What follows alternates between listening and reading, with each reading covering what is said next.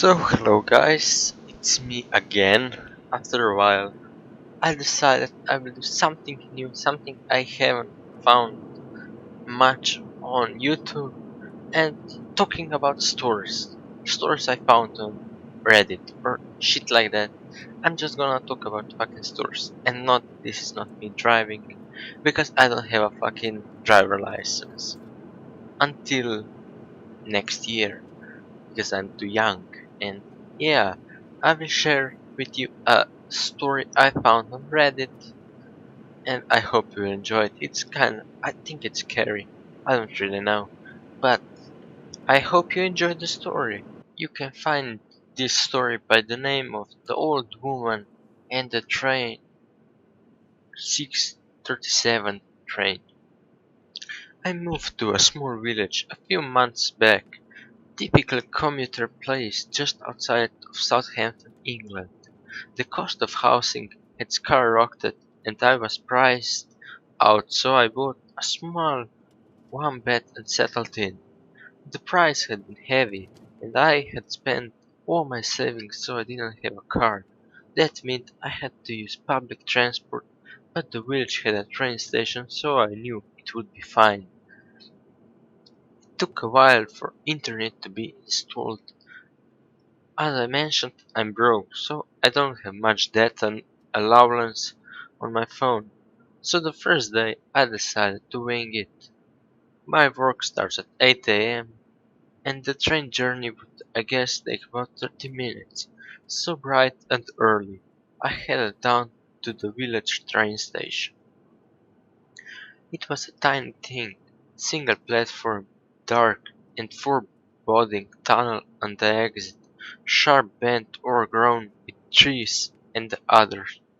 It was too small to be manned, but I didn't take long to get a ticket from the machine and head up to the platform to wait for the train.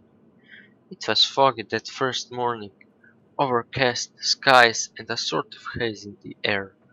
The only person waiting was an old lady, haggard face and warm, thick brown coat, who looked at me with a strange, mournful expression as she waited.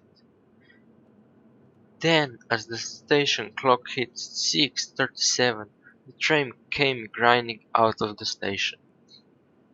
As I climbed on board, the woman turned and walked to the far end of the platform to leave. The commute was dull. It was one of those old bone shakers from the 80s, big square metal carriages with threadbare seats and chewing gum underneath. Still, it was largely empty and got me to work on time, so I decided to make it my regular commute. The lady was there next day, and the day after, and the day after that. In fact, every morning, as I treated early to the station, got my ticket and headed up. The little old lady was there watching, and every morning she would turn and walk down the platform. It was only the next week that I suddenly realized something. There was no exit to the platform where she departed. She was walking straight into the bushes. The next day curiosity got the better of me. I headed down the platform right to where she headed off and looked down into the undergrowth. There was some pet, no sign of disturbance, nothing. I turned back and realized that this woman, much older than I amused, was looking at me warily. "You shouldn't be here," she said softly. I woke up. "What do you mean?" "I mean you shouldn't be here." I asked. "Why not?" She sighed and shook her head. "I come here every morning. I live just through the ticket there's a cut. So I shouldn't be here. My son was on the 637 when when it derailed in 1988. He was one of the 65 people who were killed. I come here every morning to remember him."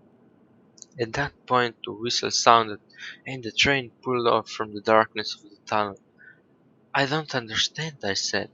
She looked at me. "The timetable changed a few years ago. There hasn't been a train at this station arriving before 7 a.m. since 2012.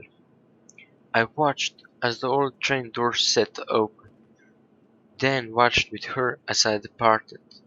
Since then I quote the 7:15, it's crowded and I can't take my time walking to the office, but at least I don't have to think about what happened.